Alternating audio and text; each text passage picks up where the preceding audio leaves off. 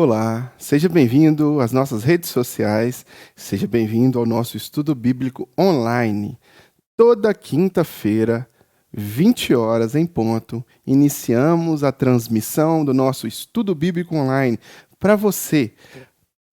Você, todos nós juntos aprendermos a palavra de Deus, crescermos juntos e debruçarmos mais sobre o texto sagrado.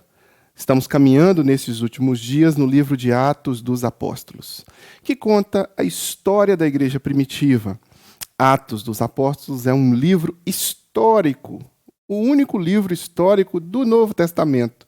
E essa história maravilhosa, ela nos ensina de forma prática as preciosidades dos mandamentos do Senhor aplicado na vida dos apóstolos. Jesus havia deixado os apóstolos comissionados com a responsabilidade de levar o evangelho a toda criatura, e agora eles estão cumprindo esta comissão, andando, vivendo, indo, pregando o evangelho e ao mesmo tempo aprendendo, ajustando as suas próprias vidas à vontade de Deus. Aqui nós já chegamos. Hoje nós estamos no capítulo 11, no versículo 19 em diante. Na semana passada, o apóstolo Pedro estava em Jope, fez uns prodígios lá, e agora o evangelho vai até Antioquia, a igreja em Antioquia. Leiamos juntos a palavra do nosso Deus aí, Atos capítulo 11, versículo 19 em diante, vai estar na sua tela.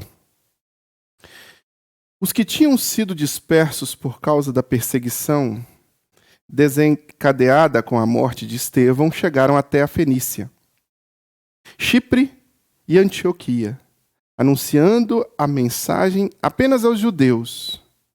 Alguns deles, todavia, cipriotas e sirineus, foram a Antioquia e começaram a falar também aos gregos, contando-lhes as boas novas a respeito do Senhor Jesus. A mão do Senhor estava com eles, e muitos creram e se converteram ao Senhor. Notícias desse fato chegaram aos ouvidos da igreja em Jerusalém, e eles enviaram Barnabé a Antioquia. Este, ali chegando e vendo a graça de Deus, ficou alegre e os animou a permanecer fiéis ao Senhor, de todo o coração. Ele era um homem bom, cheio do Espírito Santo e de fé, e muitas pessoas foram acrescentadas ao Senhor. Então Barnabé foi a Tarso procurar Saulo e, quando o encontrou, levou-o para Antioquia. Assim, durante um ano inteiro, Barnabé e Saulo se reuniram com a igreja e ensinaram a muitos. Em Antioquia, os discípulos foram pela primeira vez chamados de cristãos. Naqueles dias, alguns profetas desceram de Jerusalém para Antioquia, um deles, Ágabo. Levantou-se e, pelo Espírito, predisse que uma grande fome sobreviria a todo o mundo romano, o que aconteceu durante o reinado de Cláudio. Os discípulos, cada um segundo as suas possibilidades, decidiram providenciar ajuda para os irmãos que viviam na Judéia. E o fizeram, enviando suas ofertas aos presbíteros pelas mãos de Barnabé e de Saulo. Aqui, meus irmãos, a igreja ela está em plena expansão. A ordem do Mestre Jesus era que houvesse uma ida, indo e pregando o evangelho a toda criatura, e que esse evangelho fosse expandido a todos. Há uma compreensão aqui inicial de que esse evangelho é exclusivo para os judeus, como nós já temos estudado nessas últimas quintas-feiras. Mas Pedro, movido por um mover de Deus na vida dele, ele tem a compreensão correta, E ele leva essa compreensão correta, e não foi toda a igreja que entendeu essa compreensão correta. Tanto que no texto que nós lemos agora, alguns não falavam aos gregos, não falavam aos gentios da graça do Mestre Jesus, dos ensinos do Evangelho de Jesus, falava somente aos judeus, porque estes ainda guardavam em seu coração a ideia de que o Evangelho de Jesus era exclusivo para o povo judeu, para o povo hebreu, né? E aqui a gente vê no início, no versículo 19, como que funciona às vezes, né, meus irmãos? Nós, às vezes, somos cabeça dura, né? A igreja, ou seja, o ser humano, é cabeça dura. Os que tinham sido dispersos por causa da perseguição desencadeada com a morte de Estevão, chegaram à Fenícia, ao Chipre e à Antioquia, anunciando a mensagem apenas aos judeus. Primeiro, eles anunciam só aos judeus. Segundo, eles só se dispersaram por causa da perseguição, porque senão ficariam lá em Jerusalém, estava gostoso, estava bom demais, estava cômodo, a comunhão estava gostosa. Então, a igreja às vezes se comporta assim, né? Nós às vezes demoramos a entender às vezes a vontade de Deus, e esse povo aqui, o primeiro start foi porque Estevão morreu e começou a perseguição, e aí, por causa da perseguição, eles foram aos confins da terra? Por causa da perseguição, eles fugiram e saíram evangelizando, né? E como eles tinham aquela compreensão antiga que ainda não havia sistematizado, Pedro ainda não havia sistematizado o ensinamento da forma correta, porque Jesus já tinha dito o ensino, mas a igreja entendeu errado. Eles estavam levando somente aos judeus. Então, não precisa que as coisas aconteçam de forma negativa para que a gente leve o evangelho. Deus quer que nós sejamos cristãos no amor, não na dor. O plano de Deus é paz e não de mal. Essa é a verdade. Mas muitas vezes a gente precisa sentir a dor. Muitas vezes a perseguição tem que acontecer. Muitas vezes, situações adversas têm que ser geradas para que nós nos posicionemos como cristãos devem se posicionar. Este é um desafio pessoal. Não esperar a coisa ficar feia para se portar como um cristão. Não esperar a doença chegar. Não esperar a dificuldade acontecer. Não esperar a perseguição acontecer. Somos chamados para sermos cristãos hoje, agora. No meio da tranquilidade e da liberdade, no meio das alegrias, no meio da bonança, sem tempestade, somos convocados a levar o evangelho. Não devemos nos acomodar. Não devemos esperar que ocorra o que é de ruim para que a gente se mova. Podemos nos mover hoje, agora, nesse momento. Não espere. Mova-se. Seja o cristão que Deus quer que você seja, mesmo no meio da bonança, mesmo no meio da tranquilidade. Esses irmãos inicialmente levam o evangelho só aos judeus, mas depois os que vêm na segunda leva levam o evangelho também aos gregos. E aí os gregos começam a se converter, os chamados gentios começam a se converter a Jesus, começam a se entregar a Jesus. Deus começa a fazer grandes maravilhas no meio daquele povo, no seio daquela igreja. E aquele povo começa a realmente ter as experiências com Deus que também os de Jerusalém tiveram. E Deus os abençoa da mesma forma. Com isso, a notícia corre, essa notícia chega até Jerusalém. A igreja de Jerusalém logo envia uma autoridade, Barnabé, uma autoridade da igreja primitiva, é enviado para ir até lá, e ele vai, e o que ele testemunha ali, no versículo 23?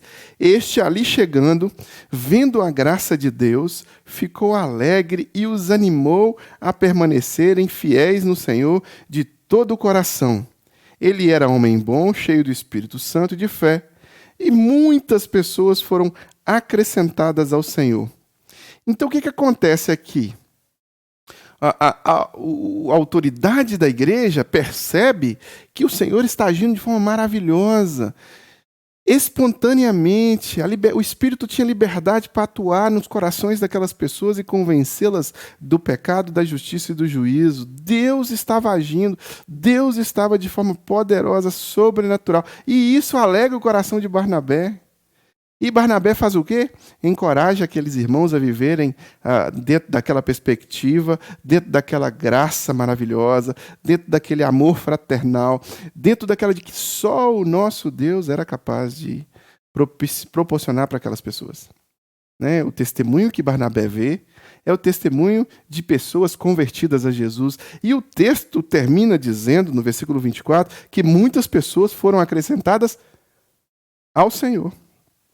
Então, Deus Deus constrange essas pessoas, Deus ama essas pessoas e Deus faz dessas pessoas novas criaturas. E a história da igreja prospera e Barnabé fica feliz, fica alegre. Ele vai até Tarso agora. Ele vai até Tarso porque lá tem um cristão especial, né?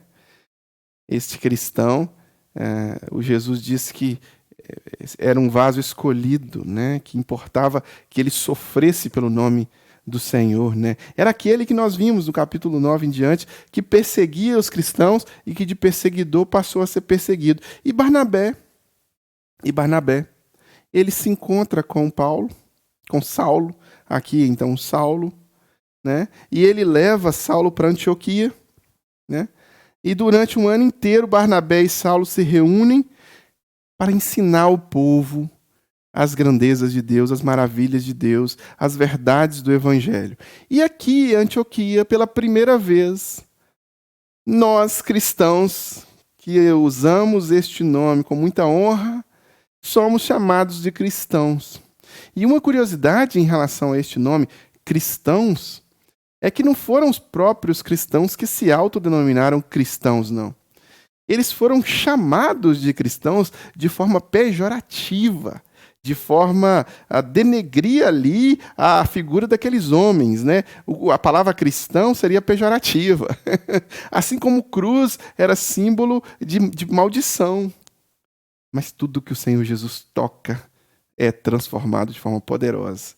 Então, este apelido se tornou um nome honroso. Ser cristão é ser digno de realmente honra, porque é ser seguidor do Mestre Jesus. Tem uma honra de seguir a Jesus, né? E aqui, pela primeira vez na nossa história, na história do cristianismo, nós somos apelidados, somos chamados de cristãos. Depois ocorre aqui, no versículo 27 em diante, Ágabo, né, trazendo aqui uma profecia, né, que o profeta desce de Jerusalém para Antioquia, e um desses profetas, usado pelo Espírito Santo, fala sobre uma grande fome que iria acontecer ali durante o reinado de Cláudio naquela região. E isso de fato ocorre. E quando isso ocorre, o que o versículo 29?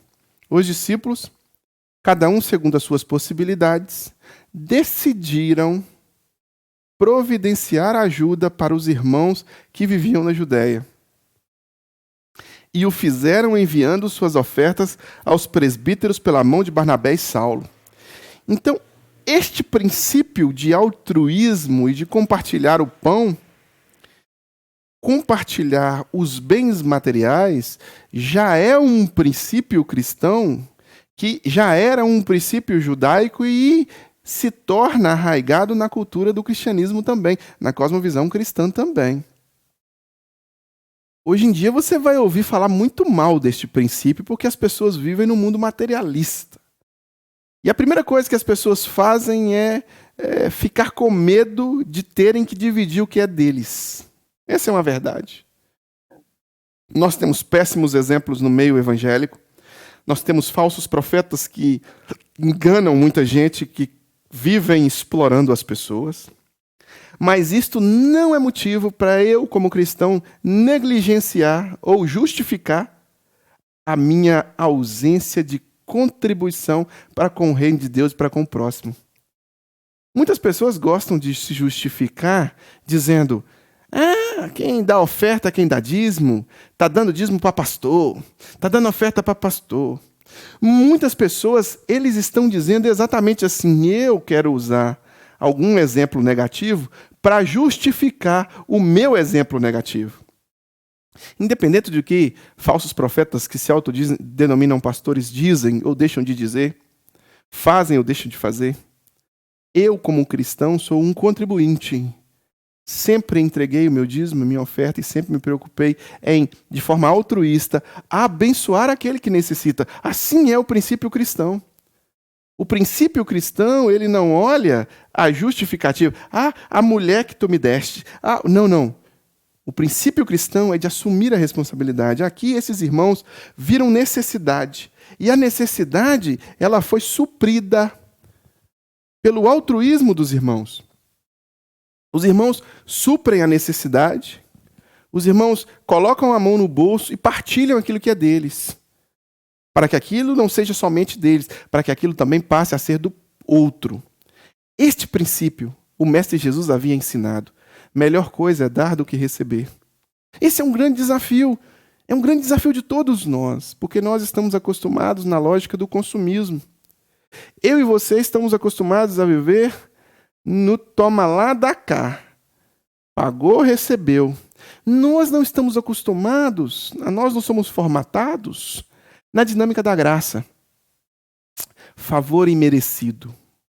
Nós estamos acostumados a investir para receber ações. E a lógica da contribuição financeira em relação à igreja era diferente.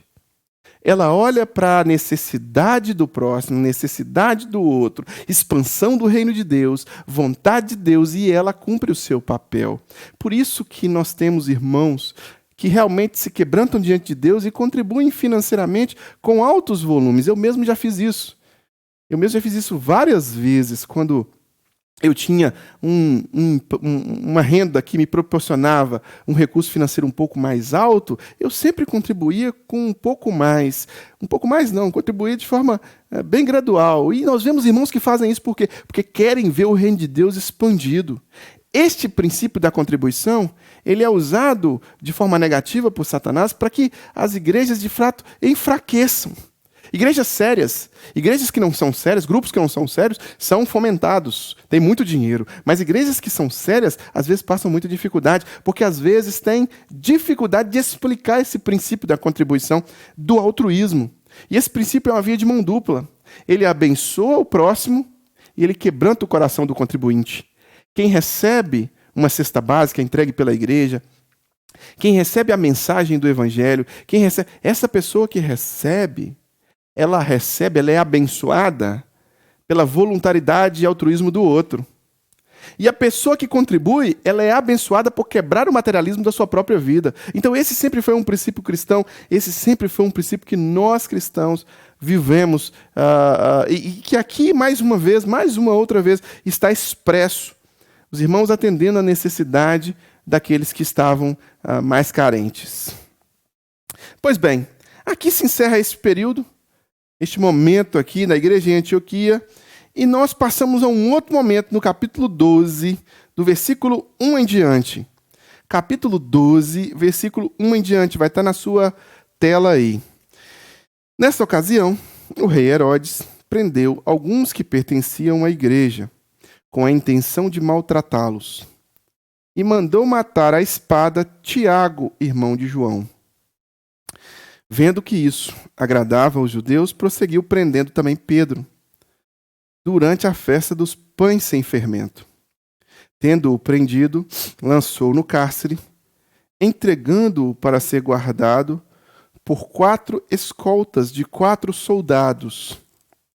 Cada uma, Herodes pretendia submetê-lo a julgamento público depois da Páscoa.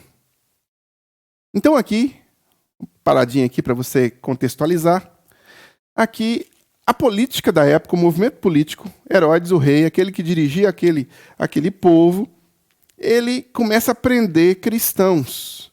A perseguição já estava instaurada, e nesse agir, um dos principais ali líderes, ele é assassinado. Tiago, irmão de João. Pedro, Tiago e João. Aqueles pescadores, iletrados e incautos que Jesus pega e transforma em grandes homens daquela época. Nomes que foram e são seguidos até hoje, são imitados até hoje, porque foram morada de Deus, foram morada do Espírito Santo e se tornaram referência para muita gente. Tiago já sofre, já é assassinado, e a igreja sofre uma grande baixa. Um grande líder, o líder da igreja de Jerusalém. Por que ele é assassinado? Porque o político quis agradar os religiosos inescrupulosos. O político viu que o rei Herodes começou a prender a igreja, começou a maltratar. Ele mandou matar Tiago E aí ele vendo que os judeus se agradavam, o Sinédrio estava feliz com aquilo, porque aqueles homens, aqueles cristãos estavam incomodando os fariseus, saduceus do Sinédrio. O Herodes fala, não, estou agradando esses líderes religiosos, nós vamos fazer um jogo de tomar lá da cá, como sempre fizemos, eles estão nos apoiando, eles estão mantendo o povo pagando os impostos, eles estão mantendo o povo fazendo tudo que a gente quer, então a nossa opressão continua, porque sempre é assim, sempre tem que ter, sabe, um jogo corrupto, inescrupuloso, e muitas vezes religiosos estão envolvidos nesse jogo para as coisas fluírem do jeito que Satanás quer. E aqui, Tiago é assassinado e Pedro é preso, né? Pedro é preso e Pedro é colocado ali diante do púlpito. Herodes tinha a ideia de fazer exatamente o que foi feito com Jesus, né? Fazer um julgamento público e fazer um show ali. E aquele show serviria de exemplo, né? Prosseguimos no versículo 5. Pedro, então, ficou detido na prisão. Mas a igreja orava intensamente a Deus por ele. Na noite anterior ao dia em que Herodes iria submetê-lo a julgamento, Pedro estava dormindo entre dois soldados, presos com algemas, e sentinelas montavam guarda à entrada do cárcere. Repentinamente, apareceu um anjo do Senhor, e uma luz brilhou na cela. Ele tocou ao lado de Pedro e o acordou. Depressa, levante-se, disse ele. Então as algemas caíram dos punhos de Pedro. O anjo lhe disse, vista-se e calce as sandálias. E Pedro assim fez. Disse-lhe ainda o anjo, põe a capa e siga-me. E saindo Pedro, o seguiu, não sabendo que era real o que ele fazia por meio do anjo. Tudo lhe parecia uma visão. Passaram a primeira e a segunda guarda e chegaram ao portão de ferro que dava para a cidade. Este se abriu por si mesmo para eles e passaram. Tendo saído, caminharam ao longo de uma rua e, de repente, o anjo os deixou. Olha só o que acontece aqui. Olha só o prodígio, olha só o milagre que acontece aqui. Herodes planejou fazer o seu julgamento público, enquanto isso colocou Pedro ali na delegacia, né? Vamos dizer assim. E esse julgamento possivelmente seria um julgamento à morte. Ele já tinha matado a Tiago, ele não precisava fazer julgamento, mas ele queria agradar os judeus e queria fazer o seu show pessoal. E ele coloca Pedro preso. Pedro é libertado de forma miraculosa, milagrosa, sensacionalmente extraordinária. Pedro é liberto por um anjo. O anjo vem e, pelo poder de Deus, as algemas caem, os sentinelas ali são ludibriados, Pedro passa, o portão se abre sozinho, uma série de coisas acontecem ali, milagrosas, e Pedro consegue fugir, Pedro consegue sair. Né? Isso aqui são os milagres do nosso Deus, são os planos e propósitos do nosso Deus se cumprindo na vida dos apóstolos. Muitos de nós cometem o erro de imaginar que Deus tem que agir de forma padronizada. Então, se Deus agiu aqui dessa forma, Deus tem a obrigação também de agir desta mesma forma hoje ou na minha vida, não. Deus age de acordo com a vontade dele. Aqui ele fez de uma forma clara, impressionante, inacreditável aos olhos humanos, algo que nós não conseguimos compreender. Não quer dizer que Deus tem que fazer exatamente da mesma forma comigo, né? Não quer dizer que Deus tem que fazer da mesma forma com você. Mas Deus, ele age dentro de princípios e propósitos que ele pré-estabelece, não que nós pré-estabelecemos. Por isso que nós devemos olhar para exemplos como esse aqui e nos inspirar neles com relação à fé, com relação à ação de Deus, ao poder de Deus, à vontade de Deus, nós devemos, mas nunca ao meio ou à forma que Deus agiu. Né? Aí nós vamos ser perseguidos, vamos ser presos e a gente vai ficar esperando que Deus venha e mande um anjo para quebrar as algemas. Isso pode não acontecer, assim como não aconteceu com Tiago. Tiago morreu. Percebem? Estevão morreu.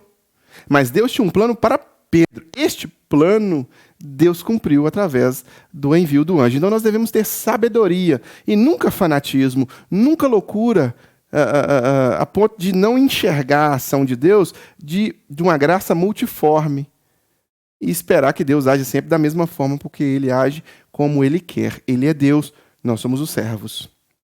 Versículo 11. Então Pedro caiu em si e disse: agora sei, sem nenhuma dúvida, que o Senhor enviou o seu anjo e me libertou das mãos de Herodes e de tudo o que o povo judeu esperava. Percebendo isso, ele se dirigiu à casa de Maria, mãe de João, também chamado Marcos, onde muita gente se havia reunido e estava orando. Pedro bateu à porta do alpendre e uma serva chamada Rode veio atender. Ao reconhecer a voz de Pedro, tomada de alegria, ela correu de volta, sem abrir a porta, e exclamou: Pedro está à porta. A mulher ficou tão emocionada que ela nem abriu a porta. Eles, porém, lhe disseram: você está fora de si. Insistindo ela em afirmar que era Pedro, disseram-lhe: deve ser o anjo dele. Mas Pedro continuou batendo a porta. E quando abriram a porta e o viram, ficaram perplexos. Mas ele, fazendo-lhe sinal para que se calassem, descreveu como o Senhor o havia tirado da prisão e disse: contem isso a Tiago e aos irmãos. Então saiu e foi para outro lugar. De manhã não foi pequeno o alvoroço entre os soldados, quanto ao que tinha acontecido a Pedro. Fazendo uma busca completa e não encontrando, Herodes fez uma investigação entre os guardas e ordenou que fossem executados. Todos os guardas que estavam guardando a Pedro ali foram executados, porque, na percepção de Herodes, eles não exerceram bem a sua função e, por não exercer bem a sua função, mereceram a morte. Percebem? Percebem como que um governante pode ser opressor, pode ser mau, independente do regime. Aqui nós estamos falando de um regime totalitário e que nós não temos aqui uma democracia. Mas na democracia também nós podemos ter totalitarismo judiciário, totalitarismo legislativo, totalitarismo. E nós, cristãos, estamos envolvidos nisso e devemos ter fé de que, ainda que haja homens opressores e totalitários, Deus tem cuidado de nós e Deus vai continuar cuidando de nós como cuidou de Pedro. E esse cuidado pressupõe Deus estar nos acompanhando. Jesus disse: eis que estarei convosco todos os dias até a consumação dos séculos. Aqui, Pedro percebe o poder de Deus, né? Agora sei, não tenho dúvida. Será que você tem dúvidas? Será que é preciso vir um anjo? Será que é preciso cair um fogo do céu? Será que é preciso que uma... Irmãos, Jesus disse que nós seríamos bem-aventurados, porque, mesmo não vendo essas coisas, acreditaríamos em sua palavra, acreditaríamos em sua ressurreição. Nós seríamos mais do que felizes, porque simplesmente fé é certeza do que não se vê. Como que está a sua fé? Aqui Pedro exclamou que não tinha mais nenhuma dúvida, mas porque algo tinha acontecido. Mas não é preciso que algo aconteça de forma miraculosa para nós vermos que coisas acontecem de forma sobrenatural através da nossa entrega a Ele, através do cuidado dele para conosco. Este alvoroço aqui, olha, você percebe que quando Pedro volta, os cristãos nem acreditam. A mulher nem acredita que é Pedro que está na porta, ela nem abre a porta. Ela volta para os irmãos que estavam orando e fala: é Pedro que está lá. Mas não abre a porta, não. Percebem? Nós, seres humanos, falhos, fracos, temos a nossa fé abalada às vezes, e por vezes nós temos dificuldade de prosseguir, de caminhar. Mas Deus fortalece a nossa fé e o Espírito Santo proporciona a cada um de nós um caminho a ser trilhado, nos convencendo do pecado, da justiça e do juízo, nos orientando a caminhar com Ele e muitas vezes nos libertando de coisas que nós nem sabemos que fomos libertos, nos livrando de situações que nós nem sabemos, porque nós não vimos as situações acontecerem, porque fomos libertos dela. Fomos livres dela. Entendem, meus irmãos? Fé. Os apóstolos aqui são fortalecidos, o grupo de discípulos aqui é fortalecido. Eles estão, de fato, encarando aqui a realidade dos seus corações fortalecidas em Jesus, porque eles oraram e Deus respondeu a oração deles. Eles oraram e Deus agiu ali no meio deles, e Deus continua agindo no meio deles. Deus está agindo no nosso meio também. Deus continua agindo no nosso meio. O fato de Deus não agir da forma como agiu com Pedro não quer dizer que Deus não esteja agindo na sua família. O fato de Deus não agir da forma como Deus agiu com a igreja de Jerusalém não quer dizer que Deus não esteja agindo na sua igreja. Deus continua agindo. E eu faço votos de que Deus não haja da forma como agiu em Jerusalém, porque você percebe que ali havia uma perseguição ferrenha e os cristãos estavam morrendo a fio da espada, estavam sendo crucificados, estavam sendo queimados, apedrejados, perseguidos. Então, irmãos, desfrutemos da ação de Deus nas nossas vidas, tenhamos fé e aproveitemos regozijando no Senhor, sabendo que Deus tem cuidado de nós, que Ele não nos abandona, que Ele nos livra do laço do passarinheiro, que Ele está conosco, que nós podemos descansar à sua sombra, que nós podemos entregar as nossas vidas a Ele e que nós podemos ficar descansando no Senhor, na expectativa de que Ele conceda o desejo do nosso coração alinhado à vontade dEle. Que assim seja na nossa vida, que assim seja na sua vida também. Na semana que vem, nós vamos prosseguir aqui. Herodes vai morrer. Herodes vai morrer. Mas vamos deixar para a próxima quinta-feira, às 8 horas. Fica ligado, fica conectado, que nós vamos juntos aprender um pouco mais sobre o texto sagrado. Agora eu quero, antes de orar por você, te dizer que a nossa igreja se reúne todos os domingos às 18 horas. Todo domingo, 18 horas, na Avenida Dom José Gaspar, número 185, no bairro Coração Eucarístico. Você é nosso convidado especial. Se você está na Grande Belo Horizonte, venha se reunir conosco. Se você não está na Grande Belo Horizonte, você também tem a oportunidade de participar conosco virtualmente. Nós começamos a transmissão da nossa celebração a partir das 18h20. 18h20, 18h22, por aí, abrimos já a nossa transmissão e você vai conosco refletir online. Você vai refletir conosco na Palavra de Deus ao vivo. Então eu te convido para estar conosco todos os domingos, às 18 horas, presencialmente, ou 18h20 no modo virtual. Se você quiser também contribuir com a Igreja do Coração, você pode entregar o seu dízimo e a sua oferta para o número de conta que está na tela aí. Você pode fazer uma transferência online para o número que está na conta aí. O número da conta tem um CNPJ, tem o número da conta, você vai fazer a sua transferência, entregar o seu dízimo, entregar a sua oferta, conforme nós vimos no próprio estudo, né? A deliberação, o altruísmo, a entrega.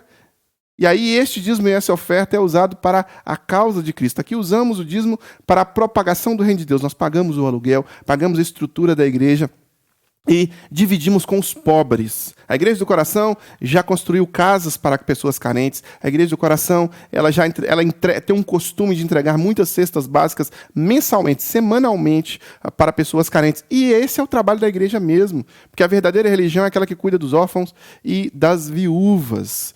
Nós temos essa responsabilidade. Se você nos conhece, você sabe disso. Então, se você quer contribuir, quer nos ajudar com os nossos projetos, está aí na tela a sua oportunidade, a forma que você pode contribuir. Também, se você quiser oração, ore por mim, @igrejadocoração.com. Só você enviar um e-mail para a gente, que nós vamos estar orando por você. Agora, mais uma vez, vamos interceder por você e assim estamos encerrando nosso estudo bíblico online desta quinta-feira. Deus amado e Deus querido, nós te louvamos e te agradecemos pelas maravilhas que o Senhor fez na vida de Pedro e dos apóstolos da igreja primitiva.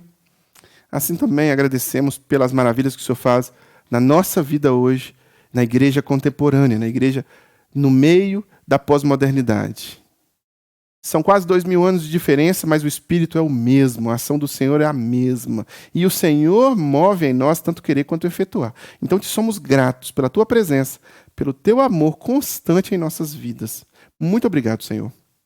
Te peço a tua bênção sobre a vida deste meu irmão, desta minha irmã, que agora nos acompanha pelo vídeo. A abençoe, o abençoe. Guarde essa vida nas tuas mãos. Seja com essa pessoa.